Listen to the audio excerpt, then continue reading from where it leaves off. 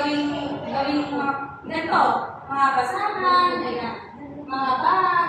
So, hindi na kayo pwede, hindi na kayo makakabili kasi may mga bagong gawa kayo na sarili nyo. Doon sa Redfield Training Center namin, ang gamit ko doon is sewing machine, yung high speed. So, kaya nagagawa ko siya kasi nga, high speed yung sewing ko.